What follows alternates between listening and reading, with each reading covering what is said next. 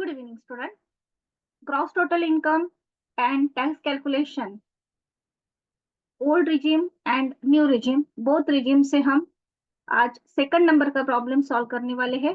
Assessment year है 2024-25।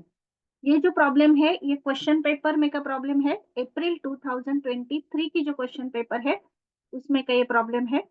हम ये बोथ रिजिम से सॉल्व करने वाले हैं। जो फर्स्ट नंबर का हमने प्रॉब्लम सॉल्व किया था तो बहुत से स्टूडेंट ने पूछा था कि मैडम हमें डायरेक्टली समझ में नहीं आया कि आपने डायरेक्ट अमाउंट कैसे ली न्यू रिजिम से। सो आज मैं यहाँ पर बोथ कॉलम करने वाली हूँ। ओल्ड रिजिम का भी कॉलम करने वाली हूँ, न्यू रिजिम का भी कॉलम करने वाली हूँ। और ये जो वीडियो है ये TY BCom, MCom, MBA, DTL या फिर जिन जिन यूनिवर्सिटीज के सब्जेक्ट में या फिर सिलेबस में जो टैक्सेशन का सब्जेक्ट है उन सभी स्टूडेंट के लिए ये वीडियो यूजफुल है। वो सभी स्टूडेंट्स फॉलो कर सकते हैं। तो स्टार्ट करते हैं।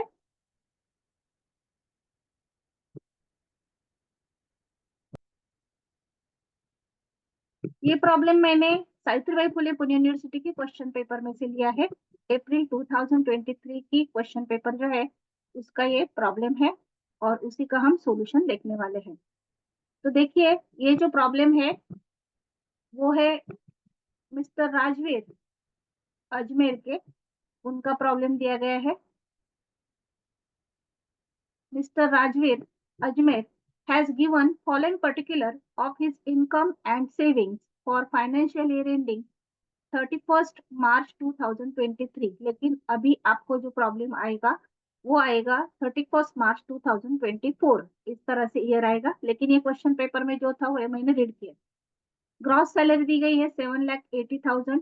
तो हम पहला जो हेड लेते हैं, जो ग्रॉस टोटल इनकम के 5 हेड्स होते हैं उसमें का पहला होता है income from salary, second number का होता है income from house property, third number का होता है income from business, fourth number का capital gain and fifth number का इनकम फ्रॉम अदर सोर्सेज।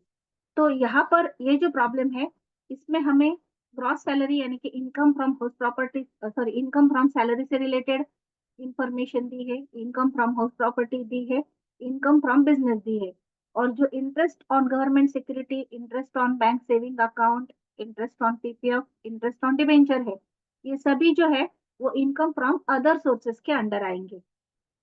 उन्होंने प्रोफेशनल टैक्स पे किया है 2500, ये डिडक्शन में आएगा सैलरी के अंडर, अंडर 16, अंडर सेक्शन 16 के अंडर प्रोफेशनल टैक्स माइनस होगा। लेकिन न्यू रिजिम में प्रोफेशनल टैक्स आपको माइनस नहीं मिलेगा। ओल्ड रिजिम में मिलेगा लेकिन न्यू रिजिम में नहीं मिलेगा। और उसके बाद उनकी जो सेविंग्स है या फिर इन्वेस्टमेंट है वो हमें यहाँ पर दी गई है। तो उन्होंने LIC प्रीमियम में प्रीमियम भरा है, डिपॉजिट किए हैं PPF में यानी कि पब्लिक प्रोविडेंट फंड में, NSC नेशनल सेविंग सर्टिफिकेट में इन्वेस्टमेंट की है। ये जो है LIC premium, deposit in PPF and NSC, तो ये तीनों आएंगे 80C के अंडर। उसको क्वालिफाइंग सेविंग्स बोलते हैं, 80C, section 80C। Then mediclaim जो है वो 80D के अंडर आएगा, section 80D। And interest on loan जो है वो सेक्शन 80E के अंडर आएगा। तो ये सभी डिडक्शन मिलेंगे 80C, 80D एंड 80E के अंडर। हमें ये प्रॉब्लम जो सॉल्व करना है, यहाँ पर असेसमेंट ईयर 23-24 दिया गया है, लेकिन हम ये प्रॉब्लम सॉल्व करेंगे असेसमेंट ईयर 24-25 के लिए। तो इसीलिए हमें जो 24-25 के जो टैक्स के स्लैब है न्यू रिजिम के वो यूज करने हैं। ओल्ड रिजिम के जो है वो सेम है, 23-24 के जो थे वही 24-25 के है, लेकिन न्यू रिजिम में टैक्स के स्लैब जो है वो चेंज हुए हैं। तो अभी स्टार्ट करते हैं सॉल्व करने के लिए। तो सैलरी से स्टार्ट करेंगे। यहाँ पर ग्रॉस सैलरी दी गई है 7,80,000, उसमें से हम प्रोफेशनल टैक्स माइनस करेंगे और एक और डिडक्शन माइनस करेंगे, वो है स्टैंडर्ड डिडक्शन। वो फिक्स अमाउंट है 50,000, तो हम वो 50,000 लेस करेंगे। वो ओल्ड रिजिम में भी लेस होगा, न्यू रिजिम में भी लेस होगा।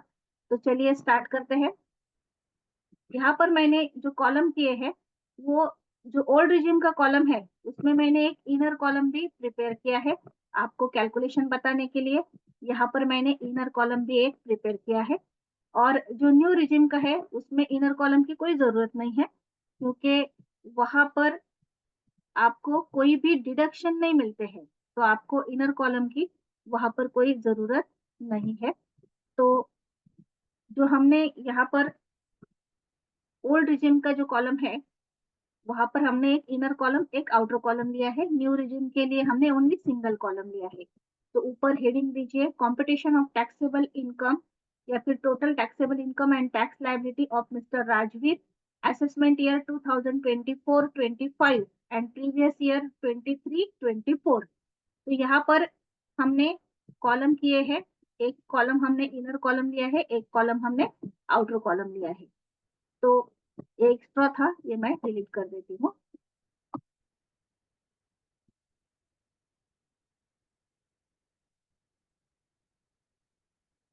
तो हम सॉल्व करते हैं। इनकम फ्रॉम सैलरी से स्टार्ट करेंगे। पहला हेड लीजिए, income from salary, first head. उसमें हम लेंगे ग्रॉस सैलरी। अभी ग्रॉस सैलरी जो है मैंने इनर कॉलम में ली है, क्योंकि मुझे इसमें से डिडक्शन माइनस करना है। अगर आप चाहे तो डायरेक्टली आउटर कॉलम में भी लिख सकते हैं, सिर्फ यहाँ पर जो हम टोटल करेंगे उसको हम हाईलाइट कर देंगे। तो इस तरह से हमने इनर कॉलम में ग्रॉस सैलरी 7,80,000, उसमें से हम डिडक्शन माइनस करेंगे। जो ओल्ड रिजिम का है उसका ये इनर कॉलम है। न्यू रिजिम के लिए हमने डायरेक्टली आउटर कॉलम में 7,80,000 लिख दिए। Less deduction under section 16। तो 16 के अंडर फर्स्ट आएगा स्टैंडर्ड डिडक्शन, जो हमें ओल्ड रिजिम में भी मिलेगा, न्यू रिजिम में भी मिलेगा। तो हम दोनों तरफ से कितना माइनस करेंगे, 50,000 माइनस करेंगे। देन एंटरटेनमेंट अलाउंस दोनों तरफ नहीं मिलेगा, क्योंकि ये गवर्नमेंट सेक्टर के एम्प्लॉय नहीं है। देन प्रोफेशनल टैक्स जो है, प्रोफेशनल टैक्स सिर्फ ओल्ड रिजिम में लेस मिलेगा, न्यू रिजिम में ये माइनस नहीं होगा। तो 7,80,000 में से हमने 50,000 एंड 2,500 माइनस किए, तो हमारा आंसर आया 7,27,500। तो income from salary old regime से कितनी आई है, या फिर आप यहाँ पर एक रो और इंसर्ट करके वहां पर इनकम फ्रॉम सैलरी लिख सकते हैं, लेकिन हमने ऊपर हेडिंग दिया है तो इसलिए मैंने डायरेक्ट ले ली है। तो ओल्ड रिजिम से इनकम फ्रॉम सैलरी जो है वो आई है 7,27,500, एंड न्यू रिजिम से कितनी आई है 7,30,000, क्योंकि उसमें से सिर्फ क्या माइनस हुआ है, स्टैंडर्ड डिडक्शन। 7,80,000 में से 50,000 माइनस किया, तो न्यू रिजिम से इनकम फ्रॉम सैलरी आई 7,30,000। देन हम इनकम फ्रॉम हाउस प्रॉपर्टी लेंगे। तो इनकम फ्रॉम हाउस प्रॉपर्टी के ऊपर कोई भी कैलकुलेशन नहीं है, तो ये अमाउंट डायरेक्ट ले लेंगे। इनकम फ्रॉम बिजनेस के ऊपर भी कोई भी कैलकुलेशन नहीं है, तो ये अमाउंट भी हम डायरेक्ट ले लेंगे, 2,60,000 and 3,90,000। So income from house property and income from business, इनकी अमाउंट हम डायरेक्ट लेंगे, वो बोथ रीजन में सेम आएगी। तो income from house property 2,60,000 old regime के कॉलम में, न्यू रीजन के कॉलम में भी 2,60,000। देन इनकम फ्रॉम बिजनेस वो भी ओल्ड रीजन के कॉलम में 3,90,000, न्यू रीजन के कॉलम में भी 3,90,000। कैपिटल गेन यहाँ पर नहीं है, तो हमने लिखकर यहाँ पर नील लिख दिया, आप नहीं लिखेंगे तो भी चलेगा। नेक्स्ट है इनकम फ्रॉम अदर सोर्सेस। तो इनकम फ्रॉम अदर सोर्सेस में हम क्या क्या लेंगे, तो यहाँ पर इनकम फ्रॉम अदर सोर्सेस में हमें जो जो इंटरेस्ट मिला है वो हम लेंगे। तो यहाँ पर जो इंटरेस्ट है वो है interest on government securities 26,000, interest on saving bank account 10,000, interest on PPF 13,000, interest on debenture 26,000। तो इसमें से जो इंटरेस्ट ऑन पीपीएफ अकाउंट है वो एग्जम्प्टेड है, तो वो हम नहीं लेंगे। तो रिमेनिंग थ्री जो है, interest on government security, interest on bank saving account and interest on debenture, ये हम लेंगे। तो ये तीनों अदर सोर्सेस के अंदर आएंगे। तो हम interest on government security 26,000, interest on bank saving account 10,000, old regime में ही मिलेगा ये और न्यू रिजिम में भी मिलेगा। इंटरेस्ट ऑन पीपीएफ नील लिख दीजिए यहाँ पर। Interest on debenture 26,000। तो इनकी टोटल की हमने, तो टोटल आई 62,000। 62,000 हमने ओल्ड रिजिम में भी ली, न्यू रिजिम में भी 62,000। तो इनकम फ्रॉम अदर सोर्सेस है 62,000 बोथ रिजिम में। तो अभी हम क्या करेंगे, पांचों हेड हो गए हैं, तो इनकी टोटल करेंगे। तो टोटल करने के लिए हम जो ओल्ड रिजिम का कॉलम है वो पहले टोटल करते हैं। 7,27,500 प्लस 2,60,000 प्लस 3,90,000 प्लस 62,000। तो टोटल इनकम आया है, ग्रॉस टोटल इनकम 14,39,500। अभी न्यू रिजिम की टोटल करते हैं, 7,30,000 प्लस 2,60,000 प्लस 3,90,000 प्लस 62,000, तो इनकी टोटल आई है 14,42,000। तो इस तरह से हमने old regime and new regime दोनों की ग्रॉस टोटल इनकम कैलकुलेट कर ली। अभी डिडक्शन मिलेंगे। जो न्यू रिजिम है उसमें कुछ कोई भी डिडक्शन नहीं मिलता है। जो एटीसी, एटीडी, एटीयू, एटीई, कोई भी डिडक्शन न्यू रिजिम में नहीं मिलता है।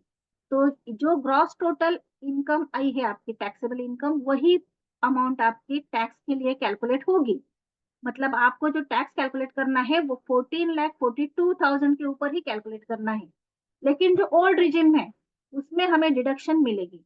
तो डिडक्शन के लिए हम पहले एटीसी के डिडक्शन लेते हैं। तो मैंने जैसे पहले बताया था आपको कि एटीसी में क्या क्या आएगा। तो एटीसी में आएगा LIC premium, then deposit in PPF and NSC यानी कि नेशनल सेविंग सर्टिफिकेट, ये तीनों एटीसी में आएंगे। देन मेडिक्लेम जो है एटीडी में आएगा। Interest on education loan ATE के अंडर आएगा। और एक डिडक्शन मिलेगा जो interest on saving bank deposit है, वो भी हमें डिडक्शन मिलता है, जो हमने अदर सोर्सेस में ऐड किया था। पहले उसको ऐड करना होता है, बाद में उसका डिडक्शन हमें मिलता है। ये जो है interest on bank saving account 10,000, ये भी हमें डिडक्शन मिलेगा, लेकिन उसको पहले ऐड करना होता है। तो इसलिए हमने पहले ऐड कर लिया अदर सोर्सेस में, अभी हम डिडक्शन में भी लेंगे वो। तो पहले हम लेंगे less deduction under section eighty C to eighty U, या आप ऐसा लिख सकते हैं, या फिर लेस डिडक्शन अंडर सेक्शन 80 ऐसा लिख दिया तो भी चलेगा। तो पहले लेंगे हम एटीसी के डिडक्शन, जिसको हम क्वालिफाइंग सेविंग्स ऐसा भी बोलते हैं। तो उसमें लेंगे LIC premium, contribution to PPF and NSC national saving certificate.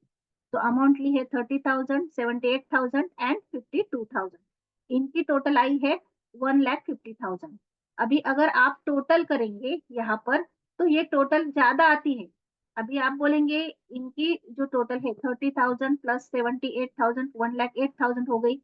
इसमें 52,000 ऐड कर दिए तो 1,60,000 हो गई। तो मैंने 1,50,000 क्यों ली?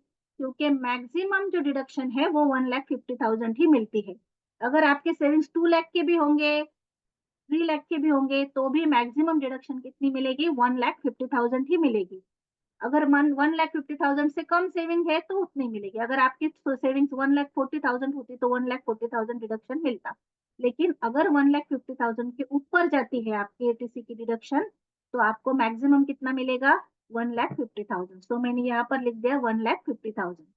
नेक्स्ट है मेडिक्लेम इंश्योरेंस। जो मेडिक्लेम इंश्योरेंस है वो एटीडी के अंडर डिडक्शन मिलेगा 25,000, या आप डायरेक्ट आउटर कॉलम में लिखेंगे तो भी चलेगा। ये मैं ओल्ड रीजन के कॉलम में लिख रही हूँ, न्यू में कुछ भी नहीं मिलेगा। यहाँ पर मैंने न्यू में नील लिख दिया है। नेक्स्ट है इंटरेस्ट ऑन एजुकेशन लोन, जो एटीई के अंडर मिलेगा 60,000, ये भी आप डायरेक्ट आउटर कॉलम में लिखेंगे तो भी चलेगा। अभी जो बैंक सेविंग अकाउंट है उसका जो इंटरेस्ट है वो एटीटीटीए के अंडर मिलता है। तो interest on saving bank account eighty T T A, तो ये है 10,000, ये भी आप डायरेक्ट आउटर में लिखेंगे तो भी चलेगा। अभी हम जो ओल्ड रिजिम का कॉलम है उसमें से ये डिडक्शंस माइनस करेंगे। तो ओल्ड रिजिम का कॉलम जो है उसकी टोटल आई थी 14,39,500, उसमें से हम 1,50,000, 25,000, 60,000 एंड 10,000 इतने क्या करेंगे? माइनस करेंगे। न्यू रिजिम में से कुछ भी माइनस नहीं हुआ है। तो टोटल टैक्सेबल इनकम जो है वो ओल्ड रिजिम से आई है 11,94,500, एंड न्यू रिजिम से जो पहले थी उतनी है 14,42,000। अभी हमें टैक्स कैलकुलेट करना है। तो पहले जो ओल्ड रिजिम के अमाउंट है उसके ऊपर हम टैक्स कैलकुलेट करेंगे 11,94,500 के ऊपर। तो हम टैक्स कैलकुलेट करते हैं ओल्ड रिजिम से। Statement showing tax liability for assessment year 2024-25 as per old regime. Tax on 11,94,500 के ऊपर पहले कैलकुलेट करेंगे ओल्ड regime से। सो हम यहाँ पर स्लैब लिखते हैं। अगर आपको ये रेट का कॉलम नहीं करना है तो आप ये रेट डायरेक्ट इसके सामने भी लिख सकते हैं, कॉलम करने की कोई जरूरत नहीं है। अगर आपको डायरेक्टली समझ में आता है तो आप इनकम का कॉलम नहीं करेंगे तो भी चलेगा, लेकिन कॉलम करते हैं तो अच्छी तरह से समझ में आता है, इसीलिए मैंने यहाँ पर कॉलम किए हैं। तो 0 से 2,50,000 तक नील है, यानी कि वहां पर टैक्स नहीं आएगा। 2,50,001, या फिर आप यहाँ पर 2,50,000 भी लिख सकते हैं। तो 2,50,001 से लेकर 5 लाख तक 5% टैक्स आता है।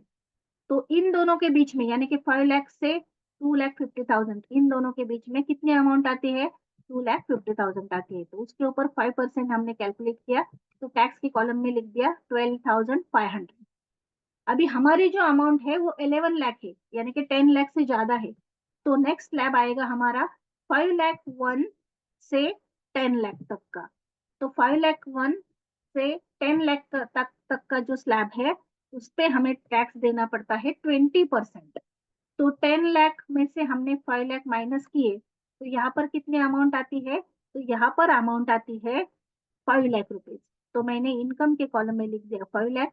तो उसके ऊपर हमें कितना टैक्स कैलकुलेट करना है? 20%। तो 5 लाख के ऊपर 20% कैलकुलेट किया, वो आया 1 लाख। तो हमने टैक्स के कॉलम में लिख दिया 1 लाख। अभी जो 10 लाख के ऊपर की अमाउंट है, उसके ऊपर 30% टैक्स देना पड़ेगा। तो हमारी जो टोटल अमाउंट है वो है 11,94,500। तो 10 लाख के ऊपर कितनी अमाउंट गई? 1,94,500।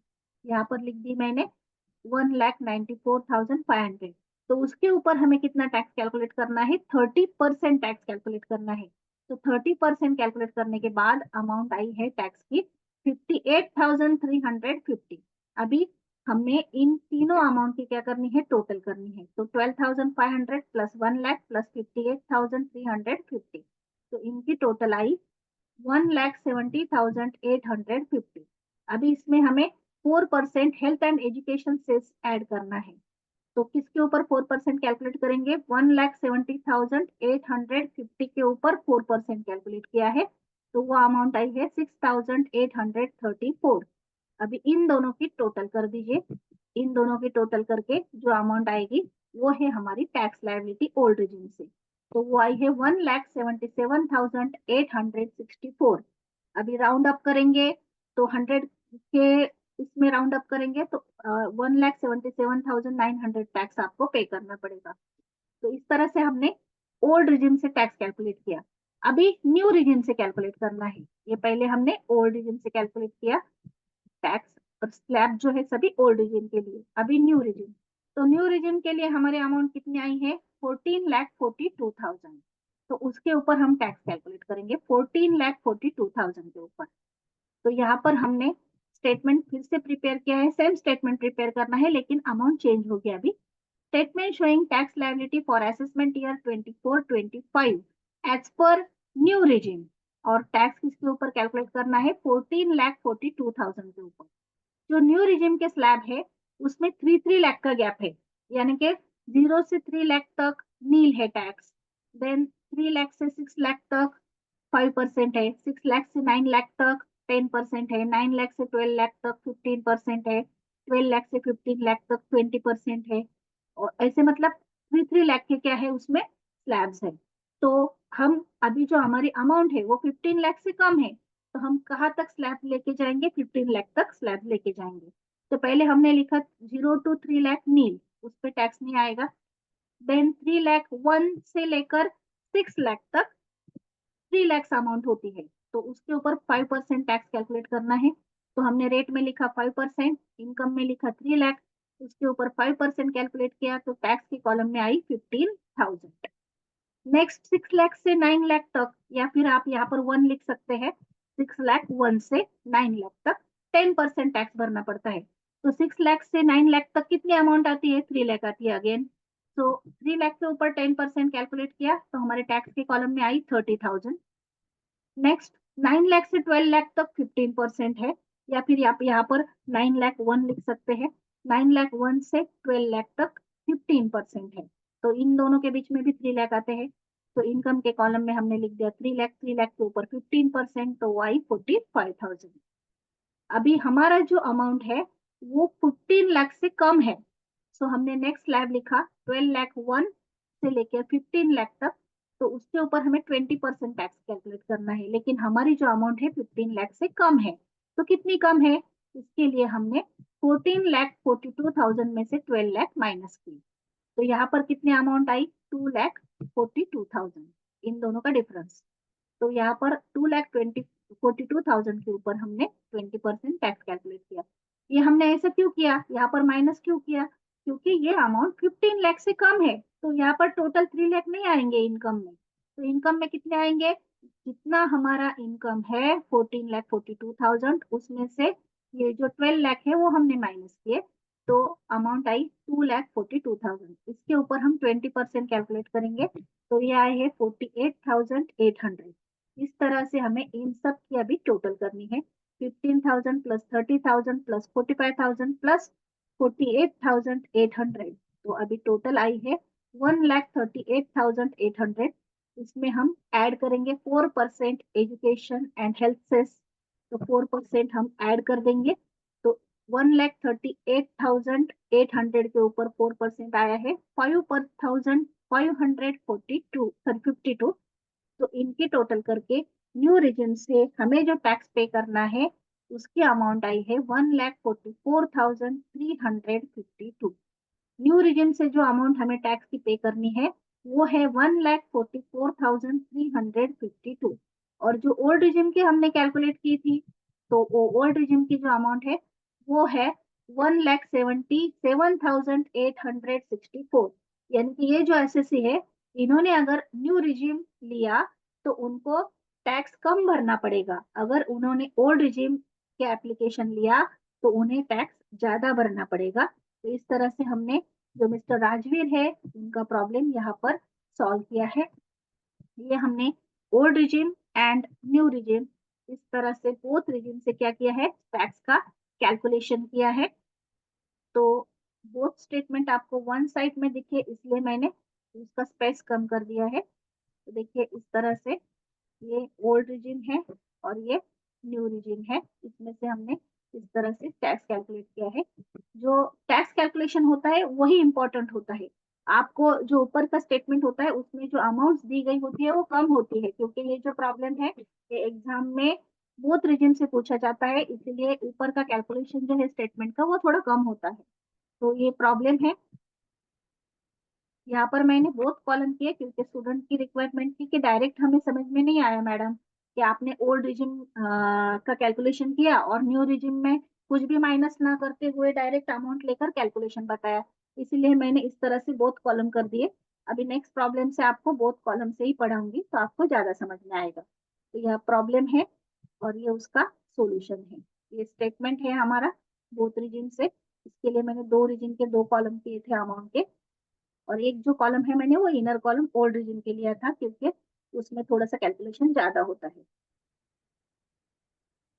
इस तरह से ये हमारा प्रॉब्लम है और ये टैक्स का कैलकुलेशन है। आपको सभी वीडियोस की जो प्लेलिस्ट है वो हमारे चैनल के हर एक वीडियो के डिस्क्रिप्शन बॉक्स में मिल जाएगी।